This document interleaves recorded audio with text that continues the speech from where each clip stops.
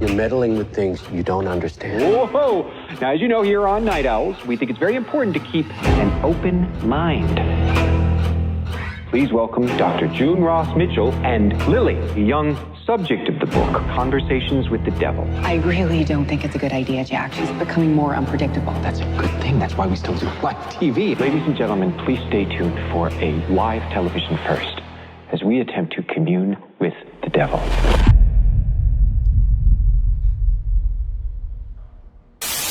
Hello there, everyone, and welcome to a bonus episode of the Overcast, your joke-making, fun-having pop culture podcast. I am your host, as always, Justin, a.k.a. Oversoul. And I am your co-host, as always, Nick, a.k.a. The Vaping Fiend.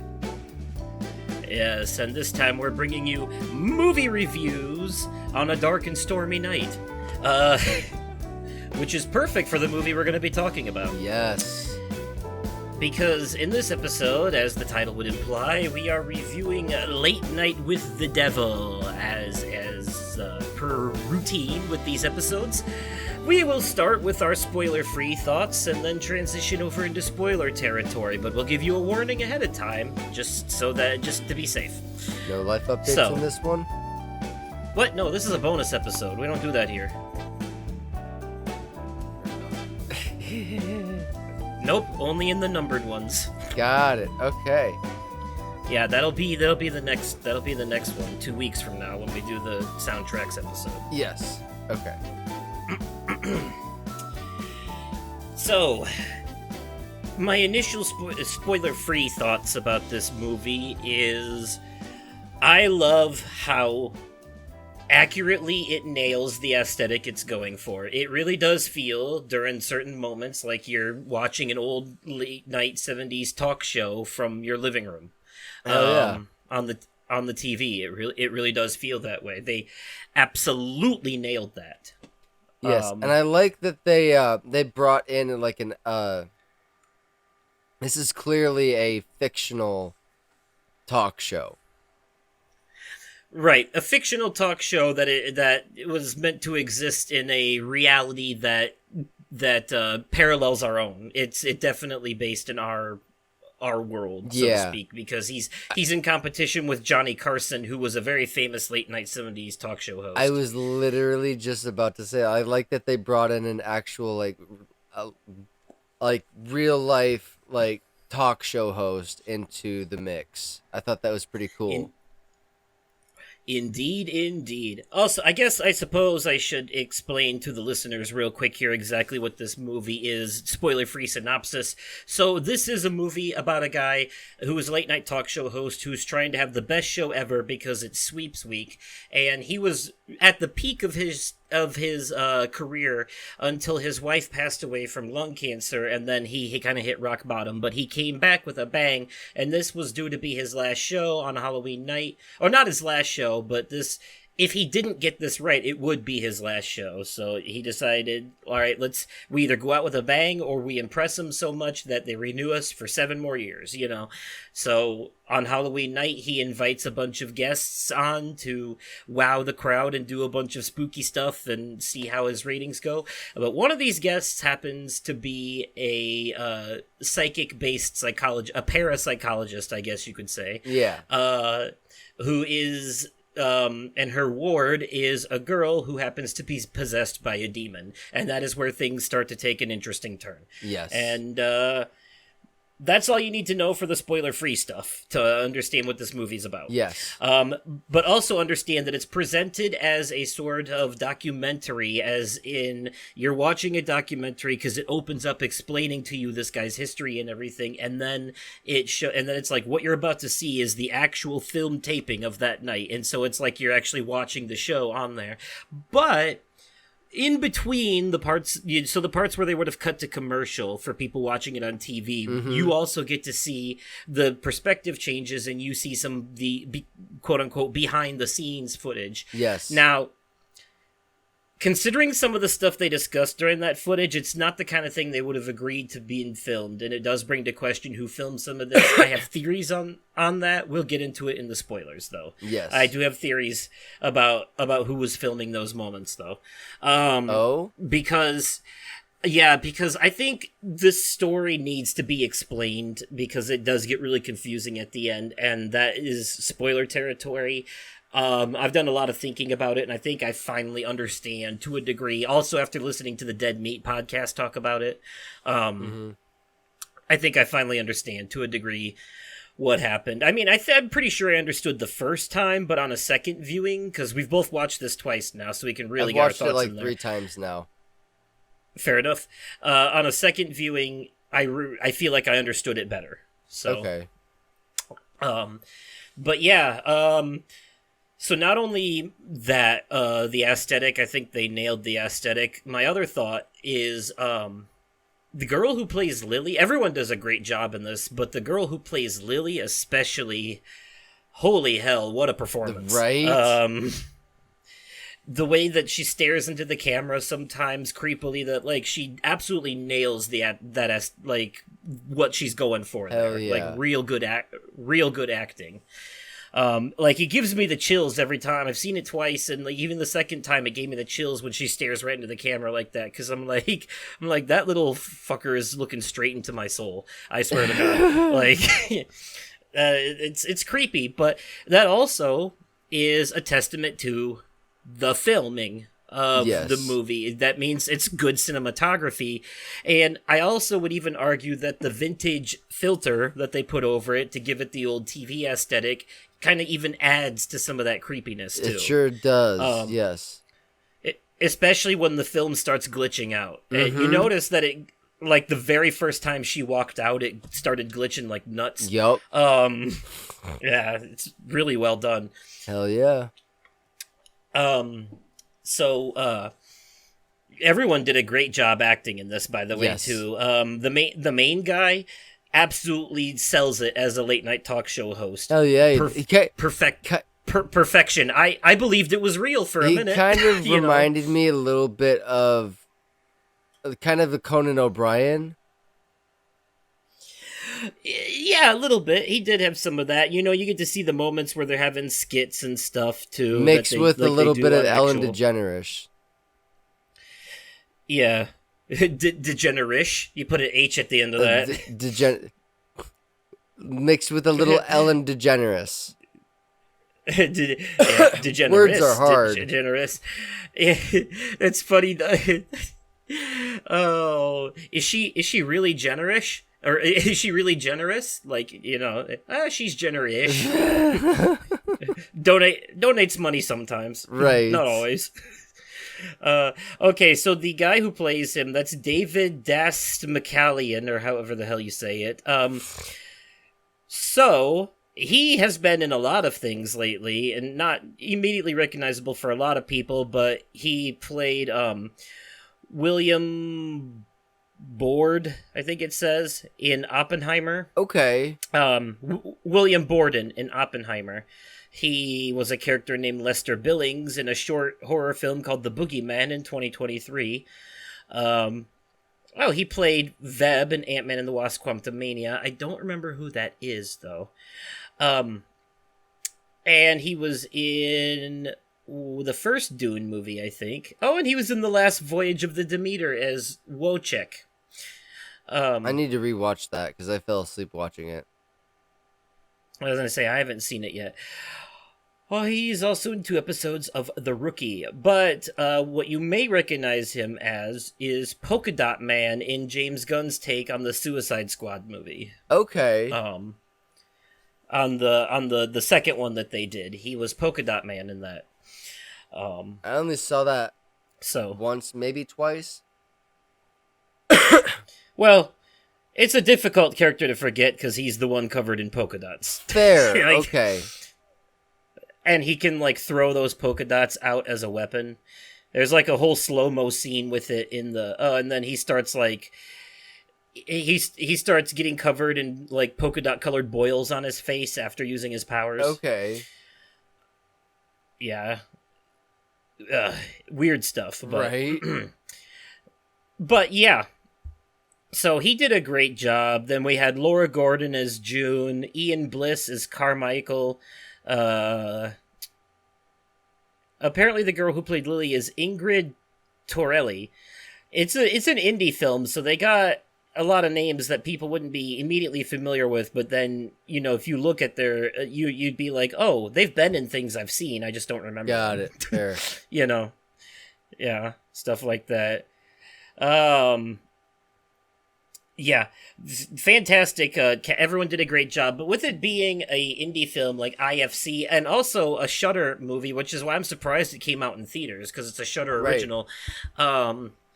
There was a lot of companies behind, like, bankrolling this. So the opening of the movie has like fucking like 5 or 6 different opening movie logos. Sarah said it reminded her of that one episode of Family Guy where Peter's so annoyed because he's wondering when the movie's gonna start. Yeah, and it's always like the logos always look like a movie opening. Yep, that joke come to life for sure. But it took a lot of people to fund this. Yeah. They were working on a pretty limited budget, and most of it went into that the weird visual effects at the end, which we'll talk about later. Yes. Because that was interesting. But overall, though, definitely well done. So this movie also, it talks about the Bohemian Grove cult, and because there's 2 different cults in this movie, and that's why it gets a little confusing, because not only are there 2 cults, but there's also a demon and a ghost. It's not, there's like multiple things going on here at once. So, but the Bohemian Grove cult is actually a real life cult where basically a bunch of rich and powerful people, like some celebrities and politicians and stuff, they go out there and they play dress up and they pretend to do rituals and shit. It's not real though. It's basically a big LARPing session for bored rich dudes. But in this movie it becomes something more. Which we'll also talk about later, but it's good to have that context that it is based on a real life thing. I think. Absolutely. For that. Yeah. Give me some of your spoiler-free thoughts on this. I know I've covered a few things here, but, you've pretty much covered all of my thoughts, too. I mean, there's not really much I haven't down-packed this one as far as spoiler-free thoughts.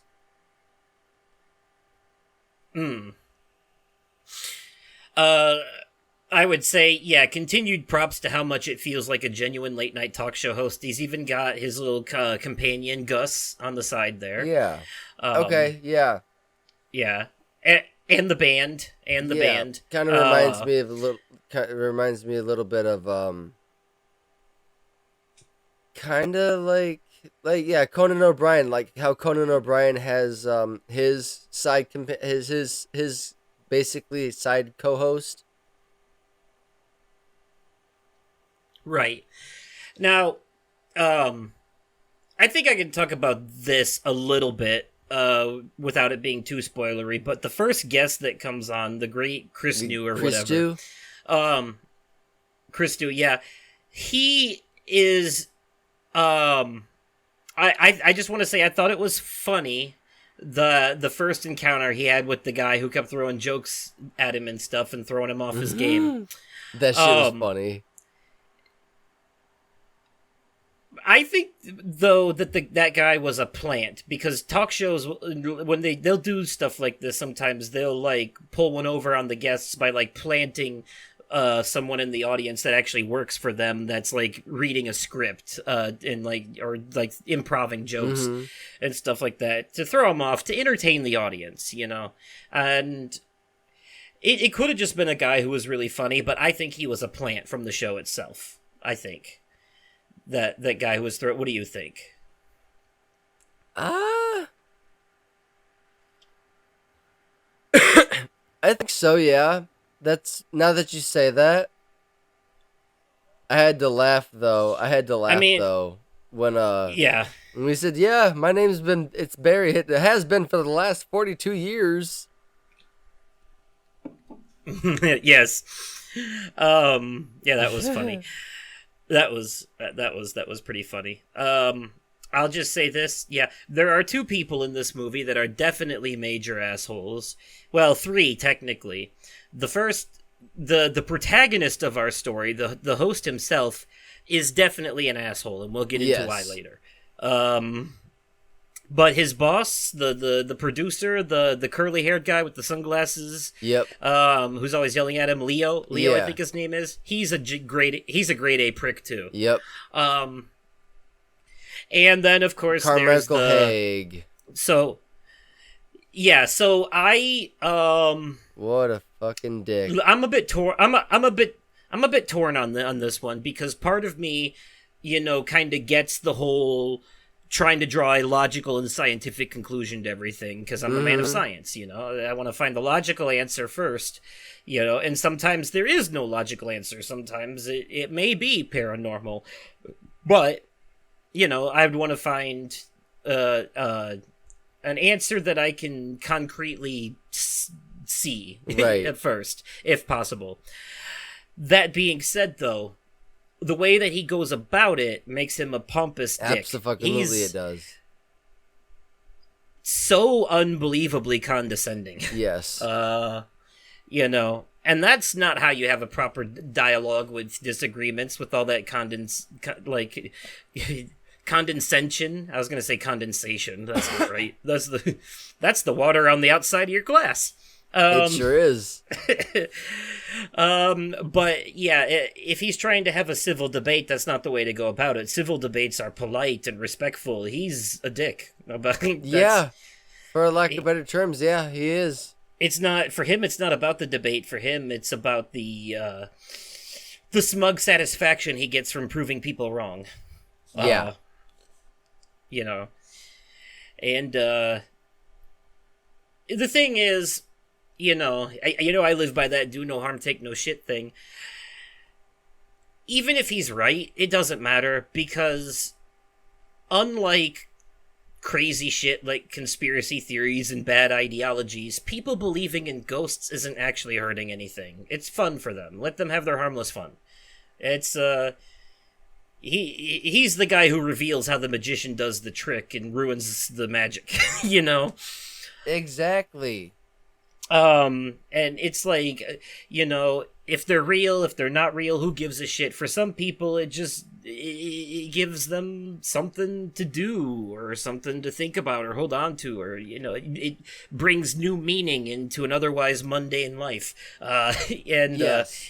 It's not like they're going around saying the earth is flat and other dumb shit. They're actually like, it's just people having fun with a harmless hobby. And, this man is I'm gonna shit on your parade kind of guy. For sure. Yeah, sure the fuck is. He may be right, but being right doesn't matter when you're an asshole. And no, sure does not. So, yeah. So he's pretty bad. But there is but that whole thing turns its head around pretty funny later on. Yeah. Oh yeah. Yeah. I think it's funny what happens with him later for certain reasons. Mm-hmm. I will say to lead in that too. The check he does, like, he's so sure of himself that he has a check worth $500,000 if they can prove to him beyond a shadow of a doubt that the stuff is real. Mm-hmm. And man, that man will play all kinds of mental gymnastics to explain away shit that he just saw happen with his own eyes. Now, to be fair, he does prove how it could happen, but even then, he's still provided with even more irrefutable evidence and continues to try and draw logical conclusions. At that point, it's like, look, man, seeing is believing at this point. You know what I mean? Right. At this point, you're just trying to rationalize the unrationalizable in your head. It's a coping mechanism, sure, but at some point, you got to come to terms with reality. The reality that's happening right in front of you. Fucking thank you. Yes. So, but that was fun. with him. So, yeah, there's not really a whole lot more spoiler-free that I think we can get into, besides the fact that, I said everyone did a great job, the aesthetic was great, certain characters.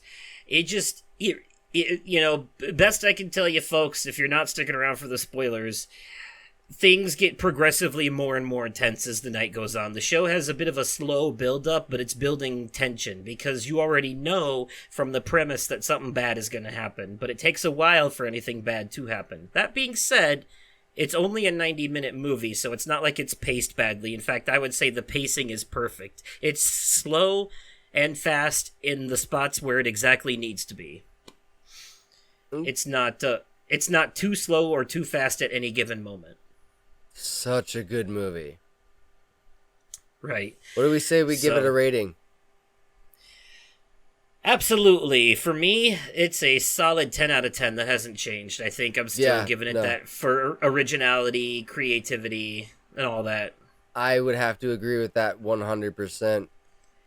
After a second viewing, I almost dropped to a 9.5, but I was like, you know what? I think I can Carmichael this and explain away some of the things.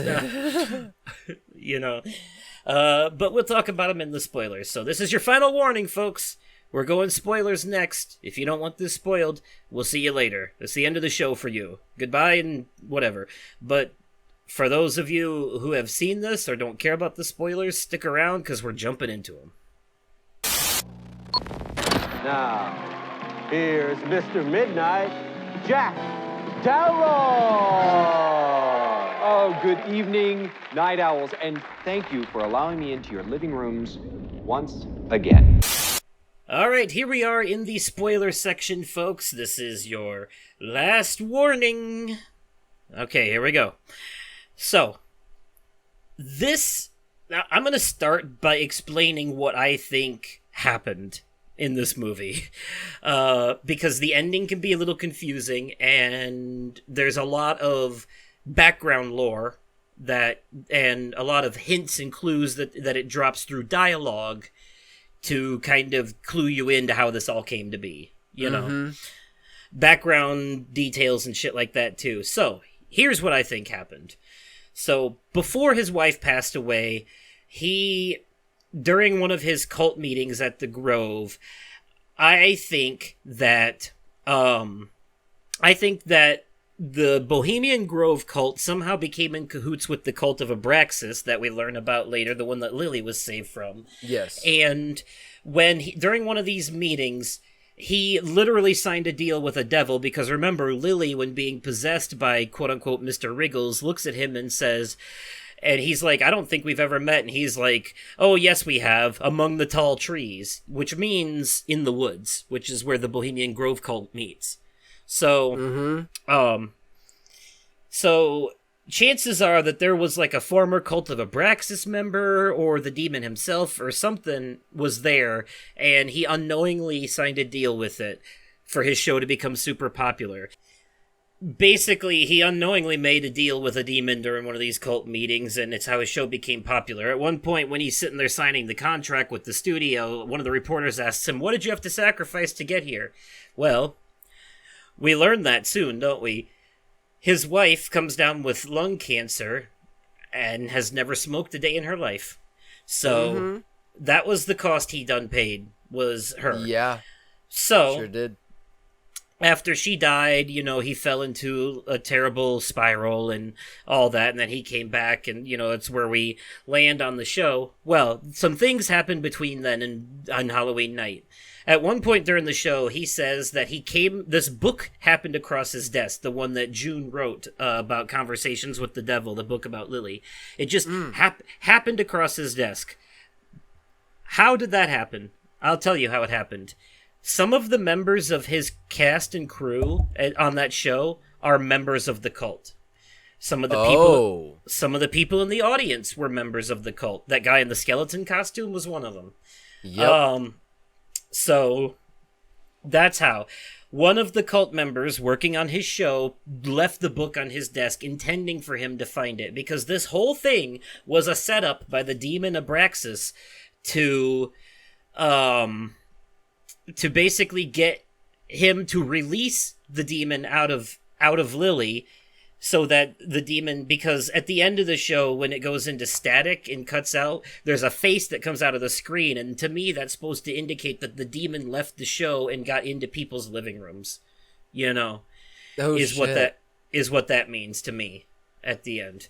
And you may even see at the very end of the movie, at the bottom of the screen, it says end of transmission, but it briefly switches to so it is done, and then switches back to end of transmission. Transmission, yeah. So it's basically, it was their plan the whole time. And the ghost of his wife was there, but I think there were certain parts where it was just a trick of the demon too, because I think she was there maybe trying to warn him, because the part at the end where he stabs his wife thinking that it's her ghost in the afterlife, and it comes back and he actually stabbed Lily, that's when he unleashes the demon. And that I'm pretty sure he went to jail for the death of everyone on that show too. Yeah, probably. Because you heard the sirens at the end. Yep. This is the part I wanted to say was funny, by the way, though, was, like, once Carmichael, once he starts realizing that all this is real, when Lily's head splits open and she starts killing people, and he's like, oh, shit. He pulls out that fucking check, and he fucking pulls out the check. But that $500,000 does not matter now, bitch. Nope, not anymore. It's irrefutable. And he got burned from the inside in, like, a weird TV glitch way. Mm-hmm, he sure did. Yep. It's kind of funny, too, because when he went to hypnotize Gus says something along the lines of, my wife likes my head the way it is on my shoulders, Mr. Carmichael. I hope you're not planning to... And then he says, make it spin. And that's exactly what happens to him when he dies. Sure does. Yep. June got the worst of it, though, being hung by your own necklace. Oh yeah. That one was rough. And I don't know if you caught it, but it's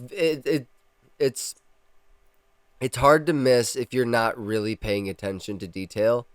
But you could see the chain of her necklace slicing away at her jugular. Yeah, because her neck splits open when she dies. Yeah.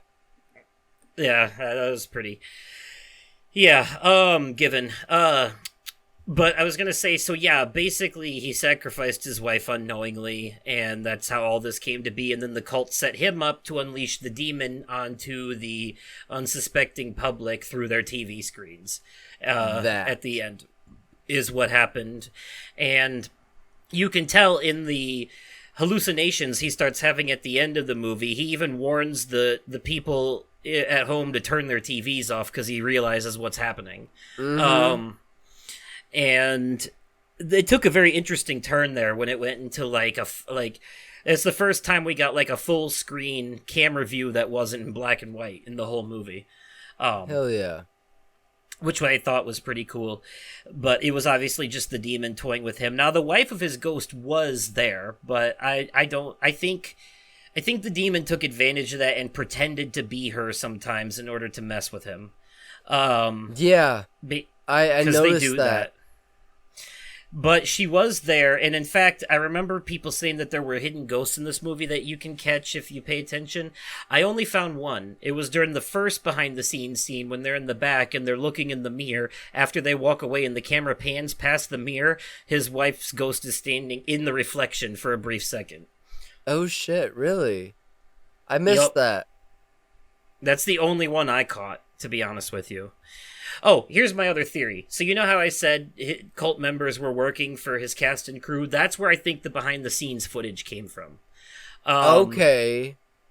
I think that in fact, I noticed I think Leo was part of it too, because I noticed at one point when he's back there arguing with June, she's like, I don't want to do this, and and all that. The camera is like clearly someone hiding behind something filming them, and then when the camera changes perspective, when it starts moving, it changes to another camera, but you see Leo walking up from the spot where that previous camera just was, leading me to believe that he had a hidden camera on him somewhere. And that he was part of all this. That would make sense, yeah. So I think that's where the behind-the-scenes footage came from. I think, in fact, the entire movie, quote-unquote, is actually pretty meta, and that the whole thing, the documentary in the movie, was actually created by the cult using all this footage to indoctrinate more people, like whoever watches it, because the way the demon jumps out of the screen at the end into people's living rooms in the universe of the movie itself is supposed to be for us too. There are moments like when Carmichael is hypnotizing Gus and he looks into the camera and tells the audience to pay attention.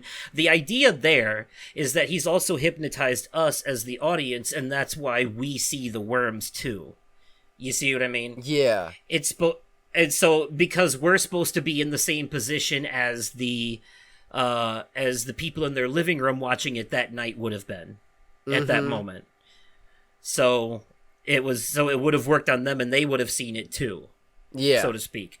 Notice that it didn't work on everyone in the live audience though, which means some people were less what's the word?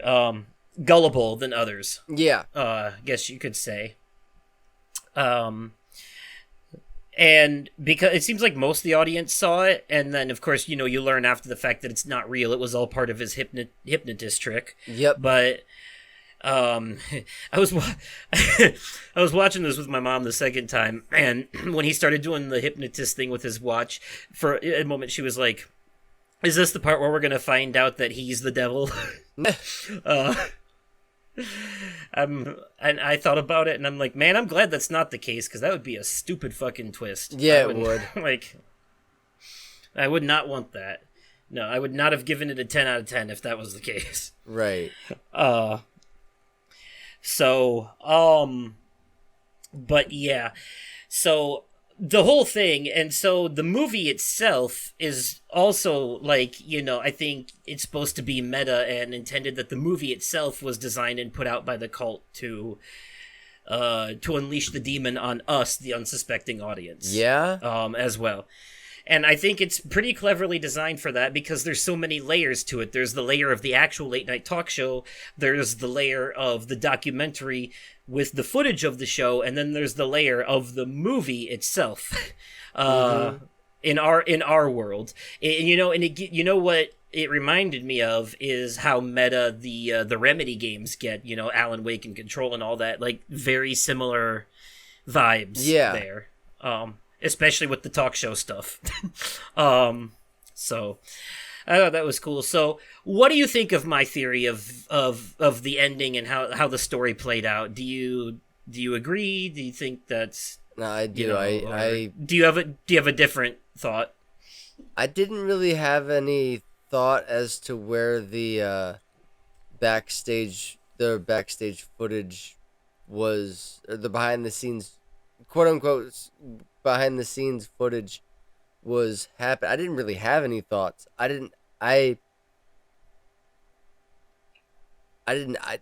Not once did I even think about that. I had no idea there was people that were working for him that were part of the cult. It's not directly told. It's heavily alluded to. See, I didn't even put two and two together. There are different moments. It's especially, a lot of it is given away in that very confusing ending montage where he hallucinates a bunch, but it's most of the clues are there. You may notice when he's having hallucination flashbacks of the cult meeting and he's being led by those people in robes and stuff, there are several people who were both in his crew and the audience in that group of people right there. Yes, that much I did know. I did notice, and I specifically noticed the skeleton dude standing there, specifically because he basically fucked with that dude in the audience earlier in the show. Yes, yeah, that was intentional. They meant to point him out. They wanted you to remember him because he was basically a a beacon for you to pay attention to at the end of the movie, so you could notice all the other characters around him too, and be like, oh shit, some of those people work for the guy. Like, that is, I think Sammy was one of them, the girl who kept doing everyone's makeup, and you may have noticed at one point, when she was doing Lily's makeup before they did the possession performance, she said, "Thank you, Sammy," and Sammy stood back for a second, like she was taken aback because Lily knew her name, and how could she know that? You know? So, it's the subtle nuances like that, like, if you pay... because here's the way I watch movies. The first time, obviously, I pay attention to whatever the movie wants me to pay attention to. Whoever's talking, the central focal point of the screen, all that. On a second viewing, I'm looking at everything else that I didn't look at before. I'm looking at the backgrounds. I'm looking at other characters who aren't talking, looking for hints and Makes clues. sense, yeah. Stuff like that. Because that's how you pick up on that stuff, on things like foreshadowing and all that.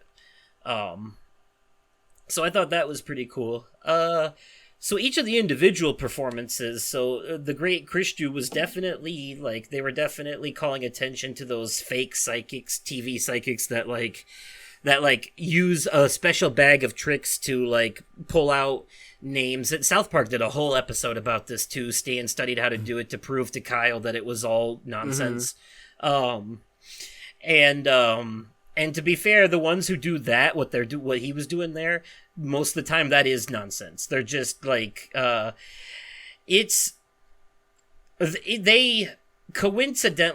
accidentally their way into correct answers by throwing out the most vague information possible. Like, if you have a crowd of like 400 or 500 people in front of you, and you say, "Oh, I'm picking up a sense that someone died recently," or I'm getting the letter P, a name that starts with a P. Chances are someone out there is gonna have a relative whose name starts with P that died recently. Out of all those people out there, there's a pretty high percentage it's going to happen. And you could do that with any letter in the alphabet for the most part, and accidentally your way into a right answer, just by breaking things down. But the other way they do it, actually showed in the show, when he got it correct with that woman and her daughter about the little boy. That was because when they came in to the show for the night, they were stopped and interviewed by someone who asked them a bunch of questions. That questionnaire worked for him and fed him the information he needed to get to the right answer. Oh, okay. See, I didn't know that. That's brought up when, there's a scene during one of the behind the scenes, during one of the commercial scenes, when Carmichael is sitting, kneeling there talking to them. He's asking them that. He was like, "So they asked you a bunch of questions?" They're like, "Yeah, she stopped us and asked us questions." That's what that scene was trying to reveal. Okay, that makes sense. At that moment. Yeah, so, and a lot of those guys that do it on TV and stuff, they are big phonies. They studied how to professionally manipulate people using the right words and techniques. That makes sense. Yeah.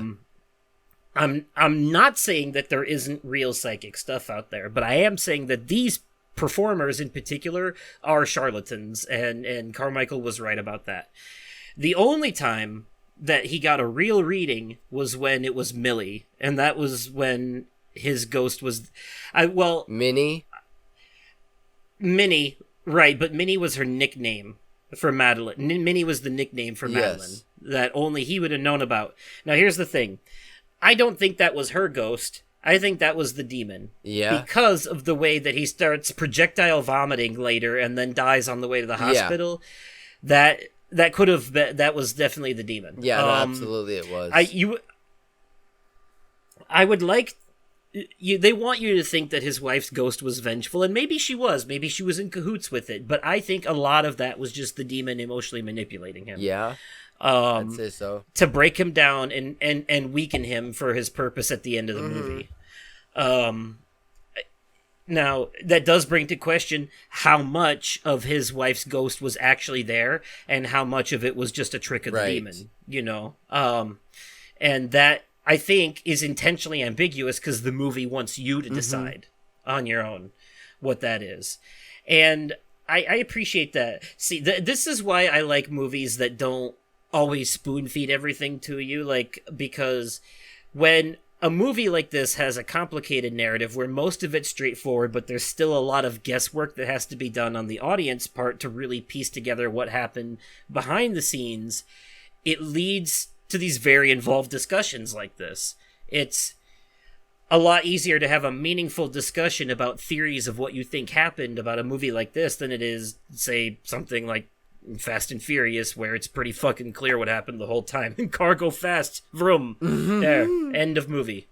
I can't, so, yeah, so I know a lot of people like more straightforward answers and closure in their movies, and I like straightforward from people in real life, but when it comes to my entertainment, I do like to do some of the work myself, and ambiguity makes for better discussions, if you ask me. Yes. I think, it's not that the ending is ambiguous either. It's not like they left you hanging on what happened, besides whether or not he got arrested, which, let's be honest, he did. It's not like they left you hanging on that. It's more like they answered every question. They just answered them in ways that you have to pay attention to figure out. The answers are there. You just have to find them and piece them together yourself. That makes how sense, it is. yeah. And they're littered throughout the entire movie. This movie is littered with foreshadowing out the ass. Certain pieces of dialogue, certain background things. Like, watch it another 2 or 3 times, I promise you. Pay attention not to the people who are talking on the center of the screen, but everything happening around them, and you'll see what I'm talking about. This is a very smart movie, I think, if you ask me.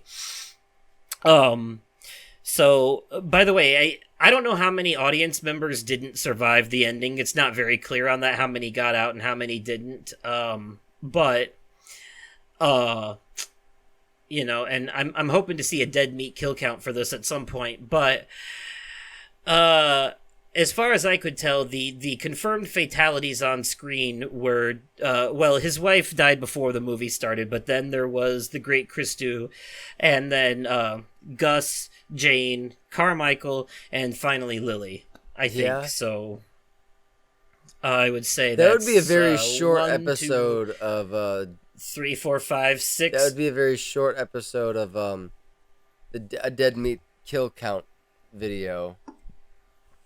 Oh, no, it wouldn't, because, see, this is why you really gotta watch one of those at some point, because dead meat's kill counts are not just kill counts. They're a brief recap of the entire movie from beginning to end, and then counting the kills as they happen chronologically. That makes sense. And not only is it a recap, it's also jokes. Like, they make jokes about certain parts of the movie, and behind the scenes information. Like, they'll be like, this character's played by this actor who we last saw in this movie. That kind of stuff. Or they'll be like, by the way, or like for the Saw movies, for example, they'll be like, I'll send you the one for Saw X and you should just watch that one because there's a lot of behind the scenes there. He talks about the shit that you only see on the bonus features of DVDs normally. He watches all that stuff so he can be fully informed when doing the kill count. That makes sense, yeah. And so they'll be like, so during one of the, you'll see one of the kills, and then he'll be like, by the way, the behind the scenes said that this is how they pulled this kill off, and then he'll explain real briefly how they did it, or he'll talk about how some directors were an asshole behind the scenes and shit like that. So it's a kill count, a recap, a review, a comedy, and a behind the scenes information, trivia facts all in one. And at the end of the video, they always give out the Golden Chainsaw Award for the best kill in the movie and the Dull Machete for the worst kill. They break down a pie chart based on gender of the kills and compare that to other movies, and they give you the total number of kills that happened in the whole thing. Yeah, so it's way more than just counting the kills, contrary to the name. That is the draw in, but it's evolved into something so much more than that over time. That's awesome. And I would love to see a kill count for this movie because I want to see the behind the scenes stuff. I want to learn about how they did certain things, The electric demon at the end was definitely CGI though, and I get that they're on a limited budget, but it was wasn't there? Well, it was low budget CGI. Let's put it that way. Wasn't there a bunch of controversy around like the between the ads? And that they were. I noticed it this time too because the producers used AI to produce those. Yeah, so those splash screens that are like, we'll be right back and all that, they got like the skeleton and pumpkins on them, completely designed with AI, not real artists. And it's worth calling out because it is bad. On the Dead Meat podcast for this, they did call it out, and they, and I didn't notice the first time because I was so impressed by the movie. The first time I saw this was in theaters, so my jaw was on the fucking floor the whole time. But the second time I definitely looked because I heard them say it, so I noticed. But yeah, the AI splash screens with the skeletons on them, those skeletons' hands are fucked up. They are bad. They are really bad. AI cannot do hands. I don't care what anyone says. You found the one good AI picture on the planet with good hands? You know what? Fine. Whatever. I don't believe you because AI can't do hands. No. You know, it may look good to you, but maybe you're blind because AI cannot do hands. No, sure cannot. And it's pretty evident when you look at the skeleton ones in this movie. Holy hell. It's bad. It is bad. Oh, did you notice? Okay. Mm-hmm. No, I noticed. I definitely did. If they go by pretty fucking quickly, but I made a note to look this time, and yeah, I was gonna say if you didn't, definitely pay attention on another viewing to the skeleton hands on those splash screens, because goddamn. Yeah. Yeah. I wonder what kind of commercials played for the actual audience between those when we saw the black and white behind the scenes footage. I don't know. Like old ass 70s commercial, like an old ass Raisin Bran commercial that's like it's Raisin Bran is made with raisins, which are grapes that have been left out in the sun, and bran, that dry oatmeal stuff. Like yeah, get that very long and informative commercials. Yes.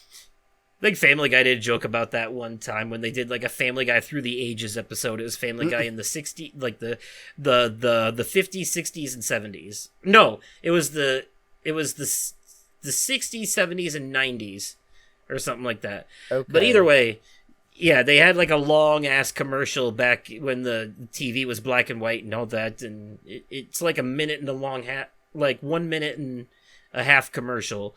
Because back then they just had like one 90-second long commercial and then back to the show instead of like a bunch of short ones. Mm-hmm. And he was like, damn, that went by so fast I could hardly retain any of the information. I love it. But anyways, yeah, I do wonder what the commercials were though. But so the demon scene, the demon possession scene, even more fantastic acting from Lily's actor. Damn, that was so well done. Yeah, it was. I was on the edge of my seat that whole scene, just wondering how this was all gonna play out. You know. Mm-hmm. And there's some very very interesting things there. Notice, too, sometimes when Lily was talking, not just during the demon scene, but, like, just in general, like, even when she first comes out on stage and she's sitting in the chairs all normal and stuff, sometimes her voice changes. Yep. And sounds like his wife. I noticed that. I did. Yeah.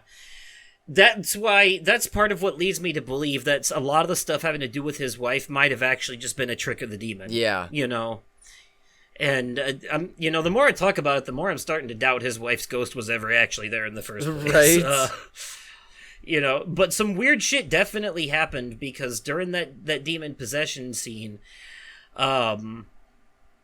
there was an electricity surge and we saw an orb of energy travel through the wires, and I can't help but wonder if that wasn't I think that because they did this on All Hallows Eve when the veil is the thinnest, that the demon actually left her body at that point and was loose in the studio. Yeah. And then it started manipulating everything from that point forward. Yep. That's what I think happened. 'Cause I think that's why it takes the imagery on the TV, because when he tells them, go back, the first time, it wasn't his wife standing behind them that we saw the first time the image glitched. It was a face on the TV looking at them, very briefly. But then when he says go back, then it is his wife is there, and it freaks him out. Again, I think more demon tricks probably. I think that when they went back and watched that footage through the TV, because the demon was traveling through the electricity, that actually unleashed it back into Lily again, but this time using the electricity the way it did, so it gained full control of her, and that's when it killed everyone. Yeah. But the I think the demon was trying to escape, but realized that it was bound to her, and so it came back and merged with her again, and got Jack to kill her so that it could truly be free. That sounds about part of what I think happened. That sounds about right, yeah.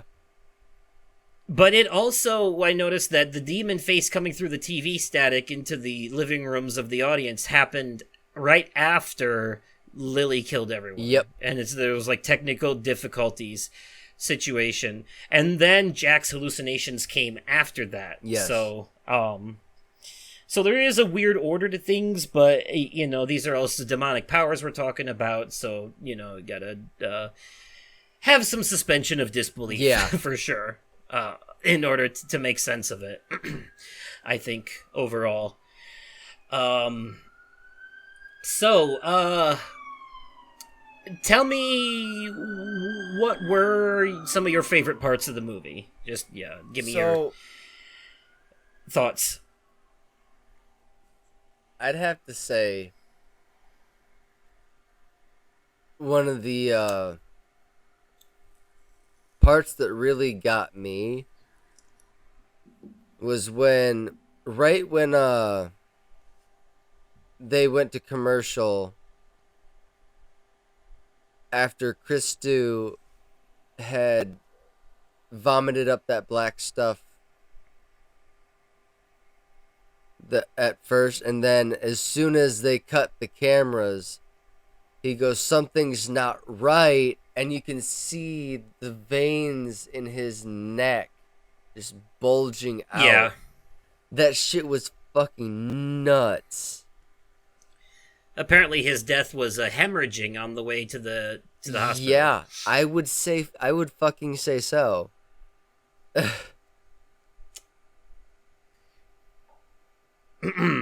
It's an off-screen death, but it's a confirmed death in the movie's lore. So hopefully they'll still count it on the kill count, because they have weird rules about that. Skeletons don't count, and sometimes unconfirmed off-screen deaths don't count either. But that one's confirmed, so I think they'll count it. Right. But yeah, they never count skeletons. In fact, they call them bastard skellies.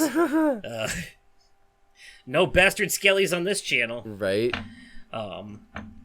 But anywho, okay. So that part really got you. What was your favorite part of the movie, though? My favorite part, I would have to say my favorite part would be when they are first starting to play back the video from when June was doing the demonstration with Lily, and just the look on Carmichael's face, like, fuck. Yeah. I'm out of $500,000. I'm out of $500,000. And yet he's still trying to explain it away. Yeah, exactly. I do like when people start standing up to him, too. The audience hated him from the get-go. Yeah, they fucking did. Yeah. Yeah, I loved all of that. Yeah, the back and forths between him and Jack sometimes were pretty funny, especially when like it clearly looked like someone was hurt and he was like, oh, they're just faking it, blah blah blah. And he'd be like, would you shut the hell up for a minute, just yeah, exactly. Can it, will you? Put a sock in it. Jack, see? Jack looked at him. He said, "You shut up." Yeah, exactly. This is my show, goddammit. Right. So did you notice that Carmichael wanted to be part of the cult? He's the grow. He's the one who brought it up. He was like, you gotta invite me to those high rollers at those, secret meetings with the orgies and blah blah blah. That was. Yeah, he mentioned them by name, Bohemian Grove. He wanted to be in on it. Turns out he was not in on it. No, he sure was not. He was definitely not in on it because he ended up in the dead pile at the end. Sure the fuck did. I didn't see any audience members die during all of them running for their lives at the end, but I wouldn't be surprised if some did. Neither did I. I think they purposely avoided doing that. Avoided putting the cameras on them.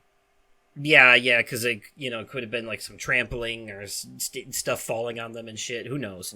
That, yeah. But,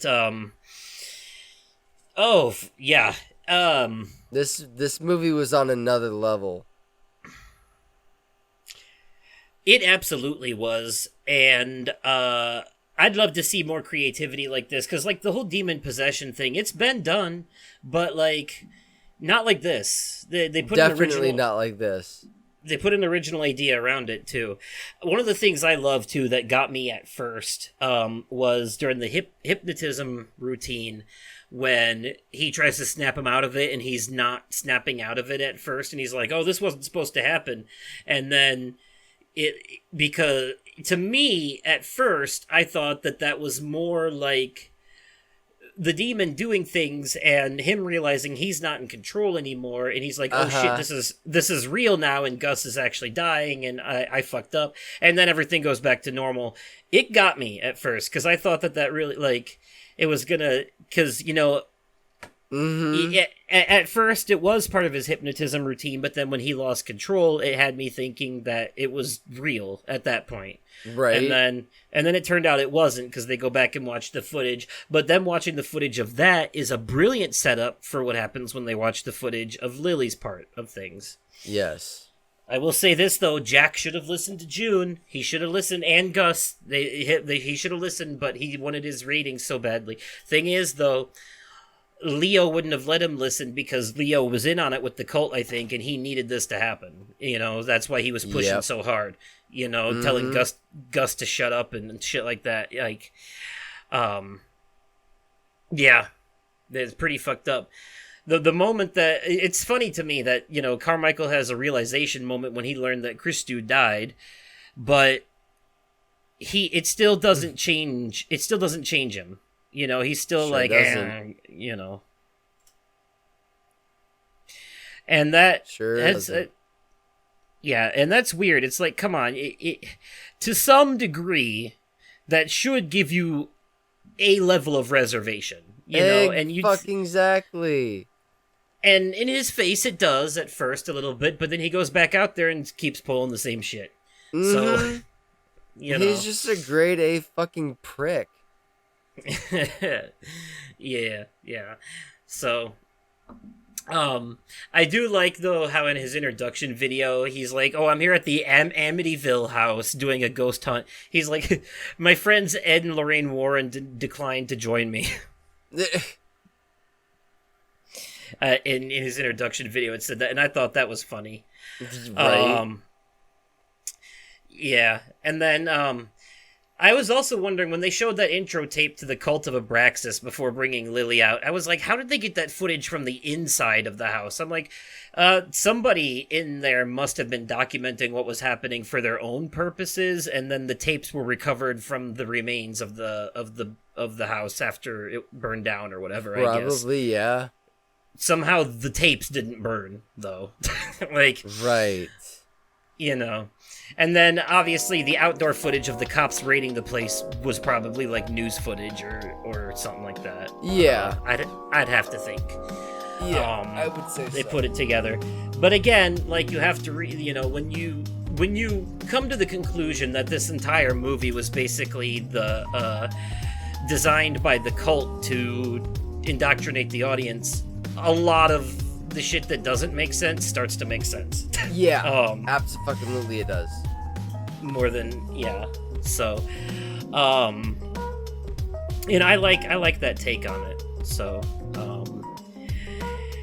well, with a short movie comes a short discussion, because this one, as much as there is to unpack there, it is only 90 minutes, and it's a pretty straightforward thing, so really the only stuff to unpack is all the background stuff that leads to the twist, but even that is easily explained away in a few minutes. Yeah. So,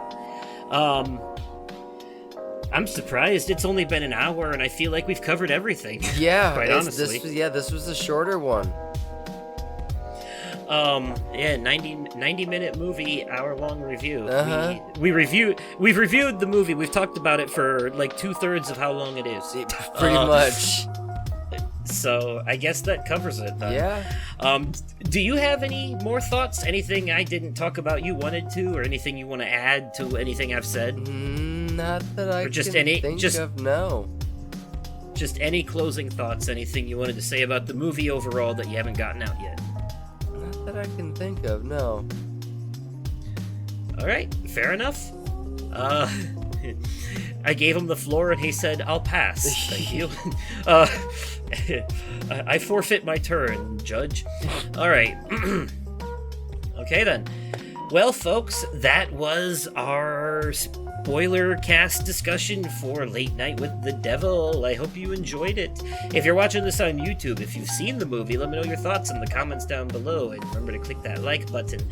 And, or you can email me at podcastoversoul@gmail.com, or find me on the Twitter at Oversoul53. You can find me over on Twitter at The Vaping Fiend, and over on TikTok at The Vaping Fiend. Yes, and until next time, folks, remember, don't make deals with demons, alright? It never leads to good things. No, okay. Definitely not. Bye! So good to see you again, June. You too, Jack. And Lily, so pleased that you could join us today. Thank you, Mr. Delroy. I'm so glad you could join us too.